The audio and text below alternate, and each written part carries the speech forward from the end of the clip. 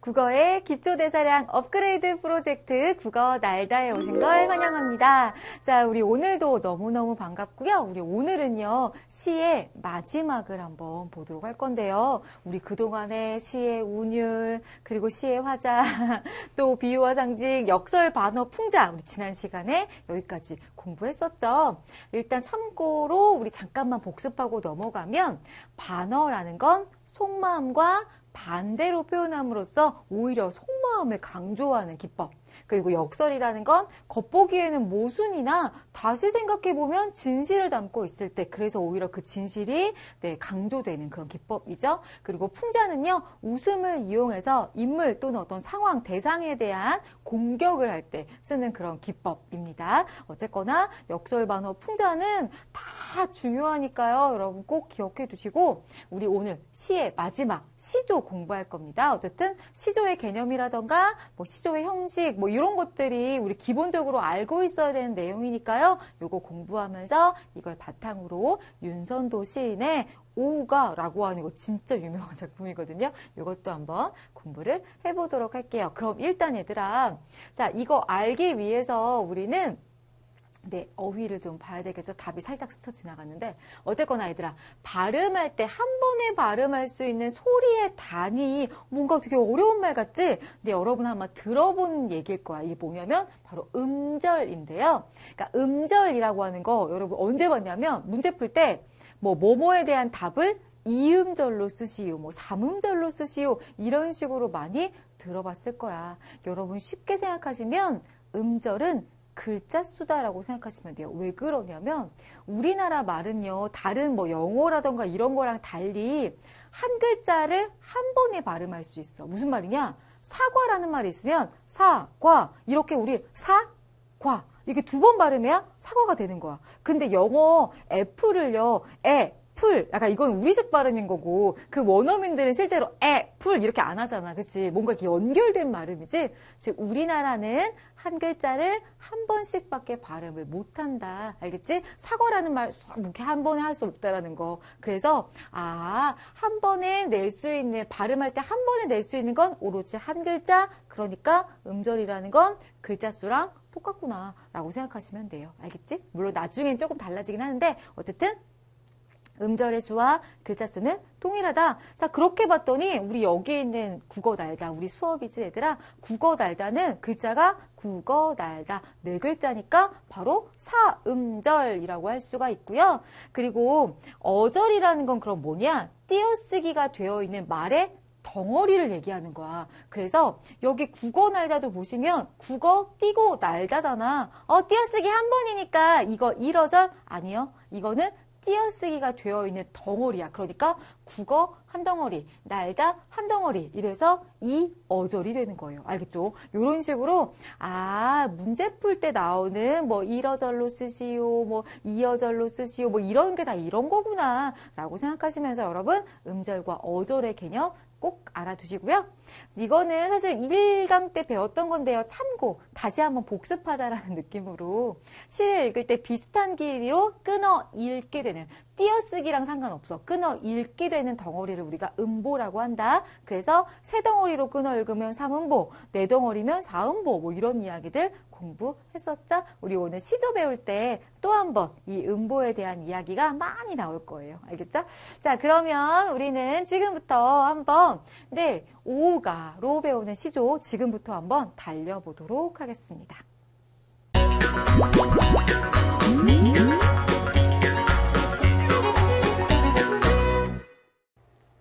네, 자, 우리 친구들 그러면요. 우리 오늘은 시조에 대해서 먼저 공부를 해보도록 하겠습니다. 자, 시조라는 건 그럼 뭐냐? 우리가 흔히 시조 그러면 조선시대에 불려진 노래 정도로 생각하는 친구들 많은데 뭐 맞긴 맞아요. 근데 정확하게는 고려 말기부터 시작되어서 좀 조선시대 전성기를 이루긴 했는데 요것도 하나 기억해도 조선시대까지만 불린 게 아니라 지금까지도 창작되고 있다. 즉 고려 말기부터 해서 현재까지도 지금까지도 창작 되고 있다라는 것도 여러분들 기억해 두세요. 지금도 현대시조라는 이름으로 이 시조가 창작되고 있습니다. 그리고 또 하나, 자, 우리나라 고유의 바로 정형시다. 우리 이거 1강 때 공부했어요. 시의 형식상 자유시, 정형시, 산문시 이렇게 있는데 정형시는 틀이 딱 짜여져 있는 시다. 즉 이런 틀이 딱 짜여져 있기 때문에 정형시라고 보시면 되겠습니다. 시조는 정형시다. 알겠지? 그리고 그 형태는 이런 건데요. 자, 1번 3장 6구 45자 내외라고 했는데 이 장이라고 하는 게 시조에서는 일종의 행을 장이라고 하는 거야. 즉 이걸 이렇게 한 줄을 장이라고 하고요. 맨 첫 장을 초장이라고 하고 두 번째 가운데 있는 걸 중장이라고 하고요. 자, 어차피 3장이야. 마지막이기 때문에 여기는 종장이라고 합니다. 초장, 중장, 종장. 알겠지? 초장, 중장, 종장. 자, 그리고 6구라는 건 뭐냐면 6개의 어떤 구절로 나눠진다는 얘기인데 하나, 둘, 셋. 그러니까 내용상 이런들 어떠하며 저런들 어떠하리, 만수산 드렁치기, 얽혀진들 어떠하리, 우리도 이같이 얽혀져 100년까지 누리리라 라고 이렇게 어때? 좀 6개의 구절로 나눠질 수 있지? 즉 6개의 구절. 그리고 글자 수를 다 더해보면 보통 한 45자 왔다 갔다 정도를 말한다. 라고 이렇게 보시면 돼요. 그러니까 이게 기본 구조예요. 그리고 아까 음보 배웠지 얘들아. 음보는 뭐다? 바로 끊어 읽기다. 띄어쓰기랑 상관없고 끊어 읽기다 라고 했는데요. 보시면 시조는 다 사음보여야 돼. 물론 좀 아닌 경우도 있긴 한데 일반적으로 사음보인데요. 자, 이런들 어떠하며 저런들 어떠하리. 만수산 드렁치기 얽혀진들 어떠하리. 우리도 이같이 얽혀져 100년까지 누리리라. 이런 식으로 어때요? 보통 다 한행이 네 덩어리로 끊어 읽히고 있죠? 이렇게 사음보의 운율을 보입니다. 그리고 이 음수율이라고 하는 건 그러니까 글자 수가 반복될 때 음수율이라고 하는데 자, 어떤 글자 수가 반복되냐면 3, 4조, 즉 세 글자, 네 글자, 세 글자, 네 글자. 여기도 보시면 세 글자, 네 글자, 세 글자, 네 글자, 혹은 네 글자, 네 글자. 뭐 이런 식으로 여기도 보면 네 글자, 네 글자지. 이런 식으로 보통 그러니까 한 음보당 세 글자에서 네 글자 정도가 들어가는 그런 틀이 딱 정해져 있는 거죠. 물론 우리나라의 시조는요. 그 틀을 아주 엄격하게 지키는 건 아니야. 그래서 약간의 여유를 둬서 여기도 보시면 6글자예요. 그치? 그러니까 약간 이런 식으로 한두 글자 넣다 뺐다 하는 정도는 괜찮아요. 이렇게 약간 여유롭게 되어져 있는데 그런데 반드시 지켜야 되는 게 있습니다. 바로 요겁니다. 종장의 첫 음보는 꼭 3음절이어야 돼. 얘들아 종장의 첫 음보 어딜까요? 초장, 중장, 중장이지? 종장의 첫 번째 음보 여긴 거야. 여기. 요 자리는 반드시 세 글자. 아까 3음절 글자라고 했지? 이거 3음절이어야지. 만약에 여기가 뭐 5음절이다 이러면 이거 시조 아닌 거야. 알겠지? 그 정도로 반드시 이것만큼은 지켜야 된다라는 거 기억해 두세요. 알겠지? 이런 구조가 바로 시조구나. 이런 틀을 가지고 있구나. 라고 생각하시면 되겠고요. 우리는 시조의 종류도 좀 볼게요. 시조는요.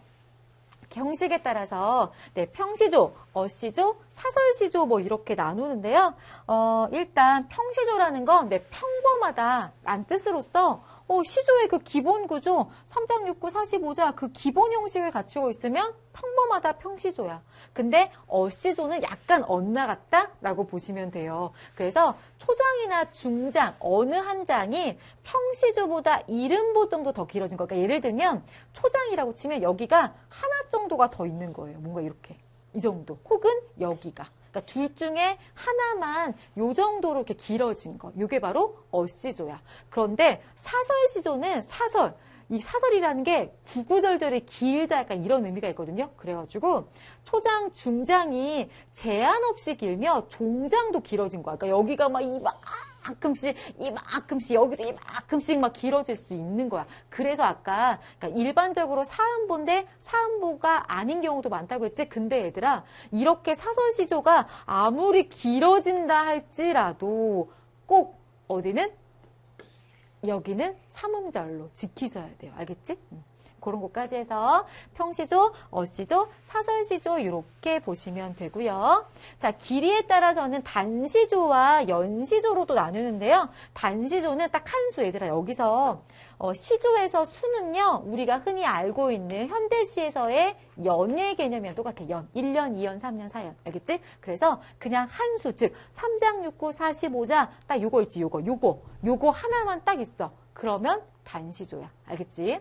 자, 근데 연시조는 2개 이상의 평시조가 하나의 제목으로 얽혀져 있는 시조가 바로 연시조입니다. 그러니까 제목이 하나 딱 이렇게 있고요.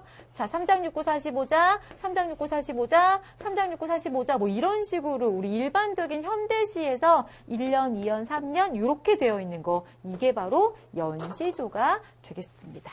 됐나요? 이런 식으로 우리 시조의 종류도 또 하나 알아두시고요. 이번에는 고시조와 현대시조를 좀 비교해 볼게요. 고시조는 옛날 시조, 즉 개화기, 갑오개혁 이전에 쓰여진 거. 갑오개혁이라고 하는 건 1894년이고요.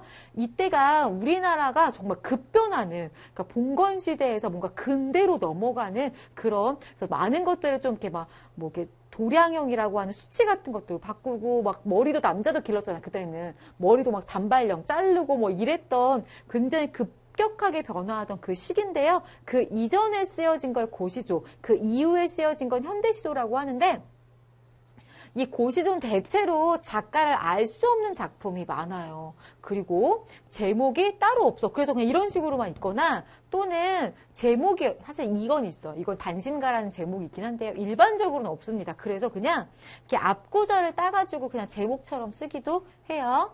자, 그리고 조선 전기에는 유교적 충효, 자연 친화, 풍요 뭐 이런 것들. 왜 그러냐면, 조선 전기는 이제 시조라는 게 처음 생겼을 즈음인 거야. 고려 말기에서 이때쯤이니까. 그래서 이때는 그 기본 구조인 평시조가 주로 많았어요. 근데 이 평시조를 많이 하다 보니까 뭐 하다 보면 약간의 변형들이 생기는 거 아니야. 점점 조선 후기로 갈수록 아까 배웠던 사설시조로 점점 그러니까 이것도 쓰여지고 이것도 생겨나고 그런 건데, 한번 생각해봐 얘들아.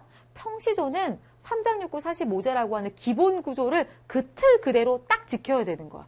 그러니까 아무래도 그 틀을 지키려면 좀 배운 사람들, 양반들, 이런 사람들이 하는 게 좋겠죠. 반면에 사설시조는 그 틀이 되게 이렇게 뭐랄까, 유연하다고 해야 될까?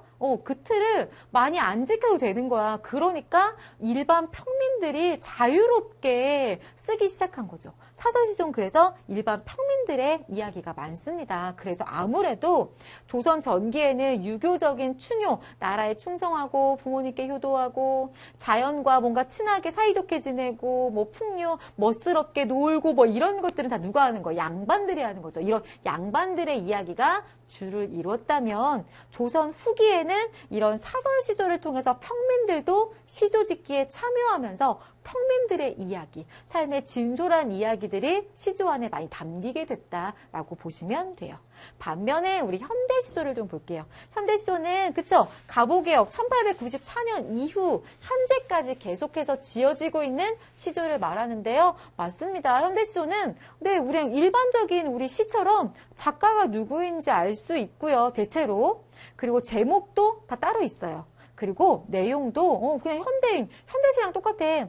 현대인의 다양하고 개성적인 삶의 양식과 감정을 폭넓게 다루고 있는 그냥 일반적인 현대시랑 내용도 비슷합니다. 이런 게 바로 현대시조예요. 선생님 이게 무슨 현대시조예요? 이거 현대시조인지 어떻게 알아요? 그치? 근데 놀라운 비밀이 있어요. 이걸 만약에 이렇게 얘를 한 줄, 얘를 한 줄, 얘를 합쳐서 한 줄로 하면 초장, 중장, 종장이 되는 거야. 봐봐. 초장, 중장, 종장.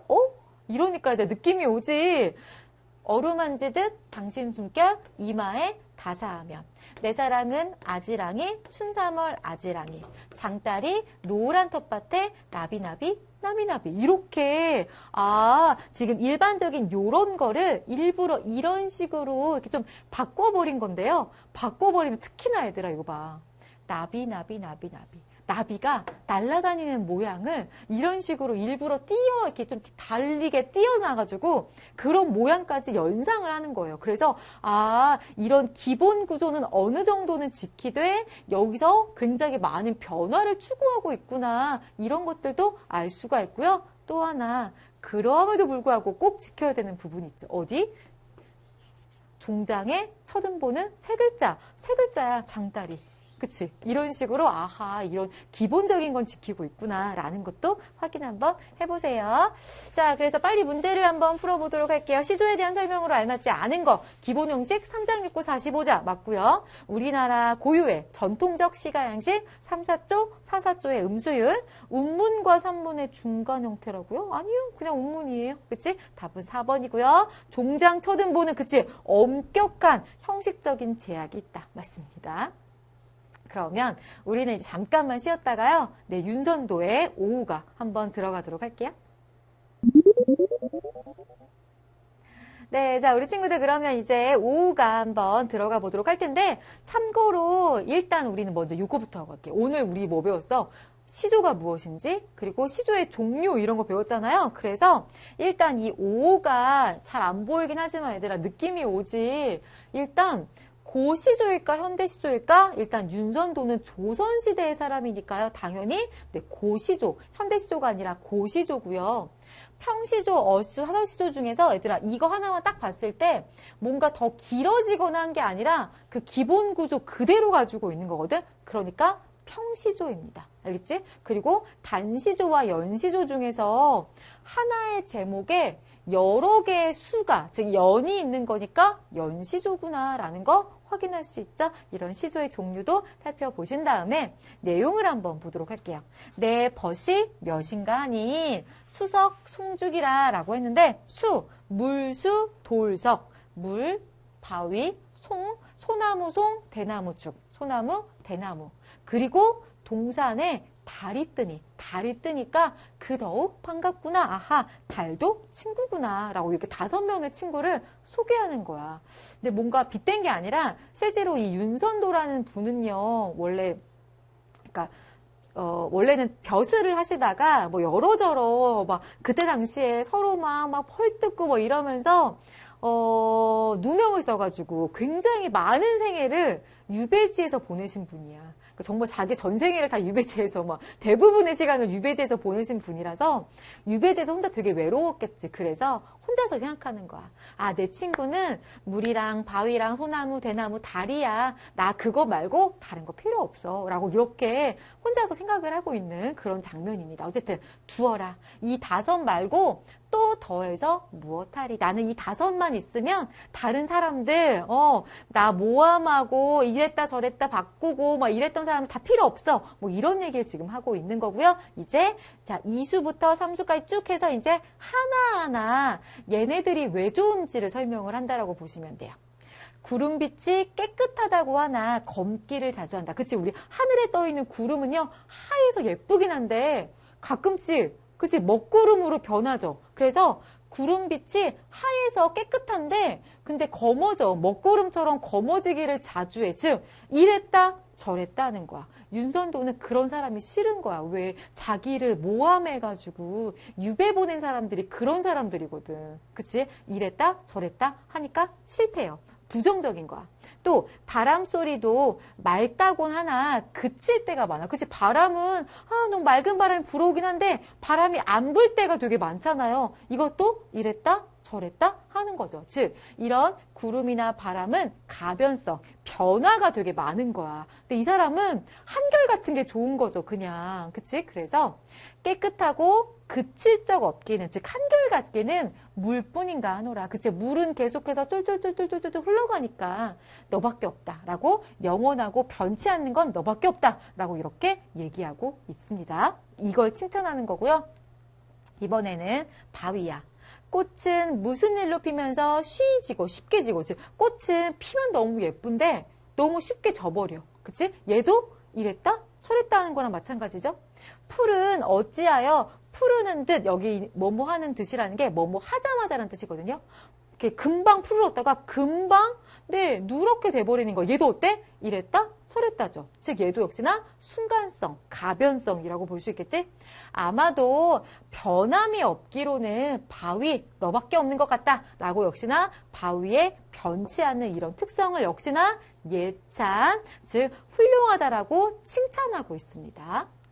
자, 그 다음에 더우면 꽃 피고 추우면 잎이 지거는 소라 너는 어찌 눈서리를 모르느냐라고 하는데 소나무는요. 일단 꽃이나 잎 같은 경우는 그치 따뜻할 때 피고 추우면 겨울 되면은 들어가 버려요. 즉 이렇게 날씨에 따라 변하는 거야. 그런데 우리의 소나무는요. 사시사철 푸르러요. 그러니까 너는 어째서 그렇게 눈서리를 모르니? 라고 하면서 역시나 왜 이렇게 한결같냐고 칭찬하고 예찬하고 있는 거야. 땅 깊이 뿌리 곧은 줄을 그루하여 아노라 라고 자 고난에도 변치 않은 지조. 우리 지조라고 하는 거 원칙이나 신념을 끝까지 지킨다라는 거거든요. 그러니까 네가 이렇게 눈서리를 모르고 사시사철 푸른 걸 보니까 네가 지조 있는 걸 내가 알겠어 라고 하는 거예요. 역시나 소나무의 이런 지조를 예찬하고 있고요. 나무도 아닌 것이 풀도 아닌 것이 곧기는 누가 시켰으며. 자, 무슨 얘기하는 건 대나무. 대나무는 나무 같기도 하고 풀 같기도 해. 근데 또 되게 고다. 그리고 또 속은 비어 있어. 속이 비었다라는 건 욕심을 안 된다는 얘기야. 욕심을 안 낸다. 즉 어떻게 보면 사리사욕, 즉 본인 개인의 어떤 이득. 그러니까 어떤 공적인 이득 이런 게 아니라 개인의 이득. 그러니까 예를 들면 공무원, 우리나라 공무원이라는 사람들이 뭔가 공적인 일을 가지고 자기 일을 좀 더 희생하고 뭐 이렇게 해야 되는데 그게 아니라 자기의 사사로운 이익을 추구할 때가 있죠. 그러니까 그러지 않는다는 얘기야. 대나무는 자기 개인의 이익을 쫓지 않는다. 그리고 또 사시사철 저렇게 푸르니 변치 않으니 나는 그를 즉 대나무를 좋아한다 라고 이렇게 얘기해요. 절개도 역시나 지조랑 마찬가지로 원칙이나 신념을 지킨다 이런 뜻으로 보시면 돼요. 자, 이번에는 달입니다. 작은 것이 높이 떠서 만물을 다 비춰주네요. 즉 어두움을 밝혀주고 밤중에 밝은 빛이 너만한 게 또 있겠느냐. 또 보고도 말 안 하니. 즉 높은 데 떠가지고 많은 사람들이 어떻게 살아가나를 볼 거 아니야. 근데 보고도 말을 안 해요. 과묵해요. 즉 남의 허물을 들추거나 고자질하거나 하지 않는다라는 얘기야. 즉 과묵하다는 건 말이 없다는 얘기고요. 포용은 너그럽게 안아준다는 뜻이거든요. 이런 어떤 덕이 있다. 자, 그래서 내 벗인가 노라라고 달의 과묵함 뭐 이런 것들도 역시나 예찬하고 있는 거죠. 어쨌거나 이 작가는요. 유배지에서 그러니까 사람에게 어떻게 보면 치인 거야. 치이고 질리고 이러니까 오히려 이런 자연들에서 진짜 어떤 선비의 덕성 뭐 이런 것들을 발견하고 예찬하고 있는 그런 내용이구나라고 보시면 되겠습니다. 어쨌든 정형시, 고시조, 평시조, 연시조고요. 예찬적 무엇이 좋거나 훌륭하다고 칭찬하는 거. 그리고 주제는 5가지 이런 자연물들의 덕성을 예찬하고 있고요. 대부분 뭐 글을 좋아하느라 이런 식으로 또는 이 수석송죽 월을 마치 오우가 내 친구라고 표현하고 있지 이렇게 사람이 아닌 걸 사람인 것처럼 표현하고 있다. 뭐 요 정도 여러분들이 기억해 두세요. 자, 그러면 좋은 점을 파악하지 못한 거 물 깨끗하고 멈추지 않고요. 바위는 변하지 않고요. 소나무는 겨울에도 푸르러요. 대나무는 근데 얘들아 나무도 아니고 풀도 아니다라는 게 맞긴 맞습니다. 그러나 이게 좋은 점이니? 아니지. 대나무는 절개를 지니고 있다는 게 좋은 점이었죠? 답은 4번이고요. 네, 달은 과묵하다. 맞네요. 자, 그리고 이시와 보기를 비교할 때 이시만의 특징으로 알맞은 거 포인트는 이시만의 특징이야. 자, 요거는 황진이라고 하는 시인의 시인데요. 역시나 이거 또 평시조라고 볼 수 있는데 종장, 첫음보, 삼음절 맞아요. 초장, 중장, 종장, 첫음보, 삼음절 맞습니다. 그죠?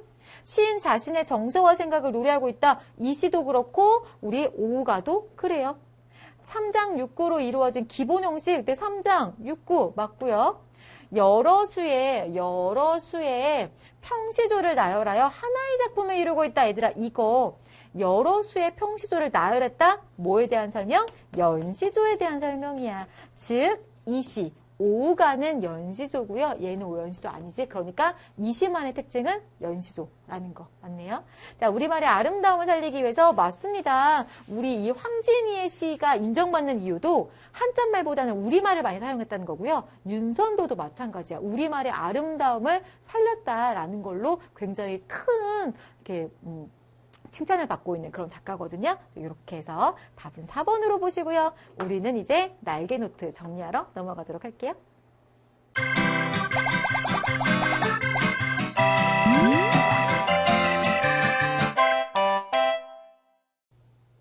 네, 자, 우리 친구들 수고 많았어요. 우리 시 마지막 정리 한번 우리 날개 노트로 또 열심히 공부를 해보도록 하겠습니다. 자, 일단 시조라는 건 언제부터? 고려 말기부터, 알겠지? 고려 말기부터 발달해온 우리 고유의 정형시다. 자유시가 아니라 정형시, 즉 형태가 정해져 있는데 그 정해져 있는 형태라는 건 3장 6구 45자 내외이고요. 그리고 또 중요한 거 바로 사음보의 율격, 그리고 글자 수로는 3, 4조 내지는 4, 4조를 보이고 있다라는 거. 그리고 네 번째는요, 바로 종장의 첫 음보는 반드시 3음절이어야 한다. 알겠지? 다른 건 약간 좀 여유롭게 할 수 있지만 이것만은 달라지면 안 된다라고 이야기했었고요. 자, 종류도 볼게요. 형식에 따라서 이 기본 형태를 그대로 가지고 있으면 평시조, 그리고 한두 장이 엇나가면 어시조, 더 길어지면 사서시조 뭐 이렇게 배웠었고요.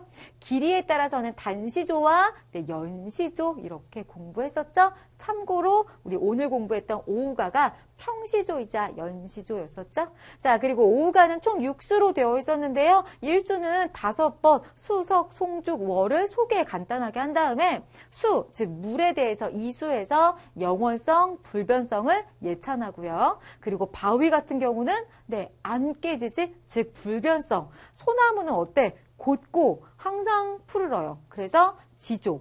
대나무는 절개, 달은 과묵함, 포용 이런 것들로 예찬을 했었다라는 정도로 간단하게 기억해 두시면 되겠습니다. 자, 이렇게 해서 우리 오늘 시조까지 정리를 했습니다. 우리 친구들 고생 많으셨고요. 이제 시 끝났으니까 다음 시간부터는 소설 공부할 건데요. 그래서 소설의 개념과 특성에 대해서 우리 다음 시간부터 또 열심히 공부해 보도록 할게요. 수고했어요.